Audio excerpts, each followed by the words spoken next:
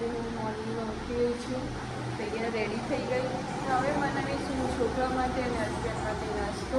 તો હું આ વ્લોગમાં ડેલી રૂટીન બતાવીશું, રોજ શું કરું છું એ તમામ લોકો સાથે શેર કરીશું.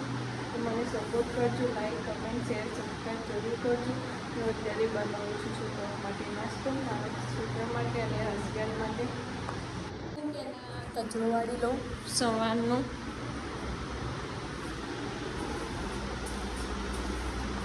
મેં કચરો વાળી લીધો.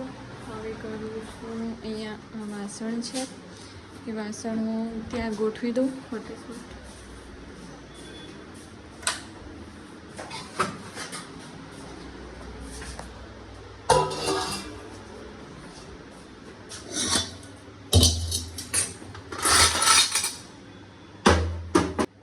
વાસણ મેં ગોઠવી દીધા, બધા ત્યાં ગોઠવી દીધા છે. હવે હું નાસ્તામાં બનાવું છું ચણાચોર ગરમ.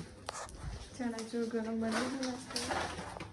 ચણાચોર બનાવવા માટે મેં બધી વસ્તુ લઈ લીધી છે. ટામેટાં છે, ડુંગળી છે, લીંબુ છે અને આ તો અનિલ માટે બનાવું છું ઓરેન્જનો જ્યુસ. અહીંયા બને છે કોફી. હું ફટાફટ બનાવી દઉં.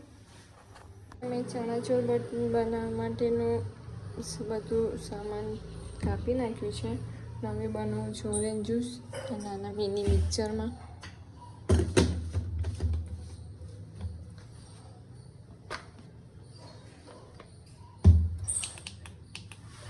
પીવડાવી દઉં ઓરેન્જ જ્યુસ હે ને. પછી શું ક્યાં જઈશું આપણે? જે કઈ રીતે કરો છો? જે રામ રામ બોલો. રામ રામ.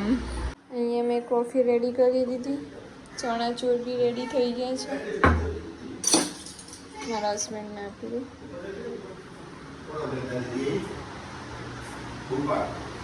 અહીંયા ચણાચોર રેડી. ચાલો ક્યું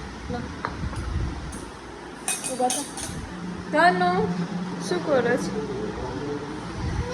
અમારે ચા નાસ્તો થઈ ગયો છે. હવે જઈએ છીએ મંદિરે. મંદિરે જઈને આવું પછી બીજું કામ કરીશ. મંદિરે જઈને આવી ગયા.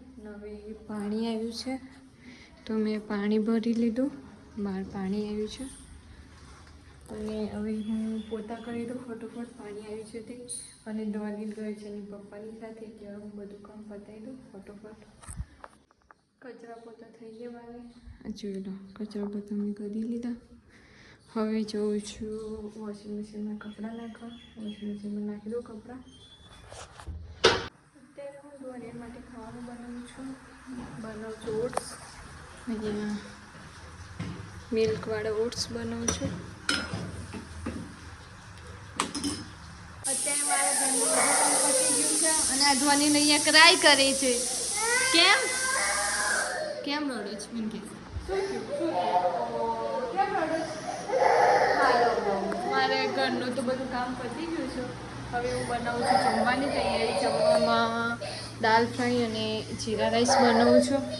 હા બેટું અહીંયા બધું કામ ફિનિશ કરી દીધું ઘરનું. હવે લંચની તૈયારી કરું છું. ચલો શું કરવું છે? શું કરવું છે બોલો? અનિલ અહીંયા સૂઈ ગયું છે અને હવે હું રસોઈની તૈયારી કરી દઉં. રસોઈમાં હું દાલ ફ્રાય બનાવી દઉં. દાળ બોઇલ થઈ ગઈ છે અને રાઈસ અહીંયા મૂકી દઉં. મેં અહીંયા દાળ બનાવવા માટે બધી વસ્તુ સમારી લીધી છે. લસણ છે, મરચાં છે,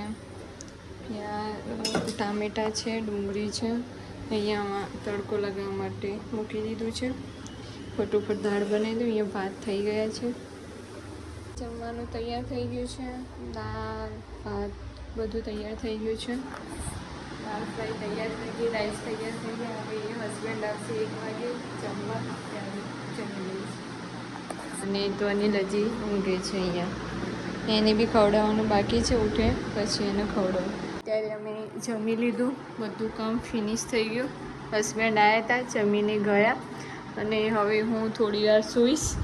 તો અનિલને બી ખાઈ લીધું. તે જમી લીધું ને?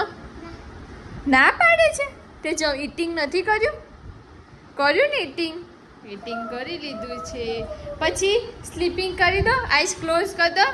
યસ સ્લીપિંગ કરી દે છે. હવે હું બી થોડી વાર સૂઈ જઈશ, પછી ઉઠીશ અને ડિનરની તૈયારી કરીશ. હે ગાઈસ, અત્યારે ઊંઘીને ઉઠી ગયા અને હું ડિનરની તૈયારી કરું છું.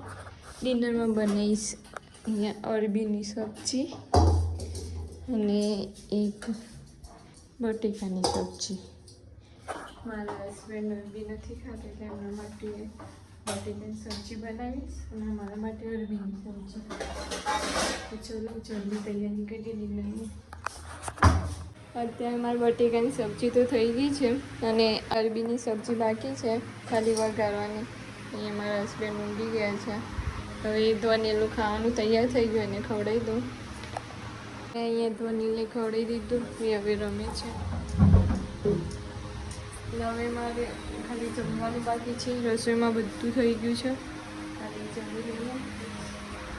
અત્યારે અમે નીકળ્યા છે બજારમાં ફરવા. ધનુ આ જો ભાઈ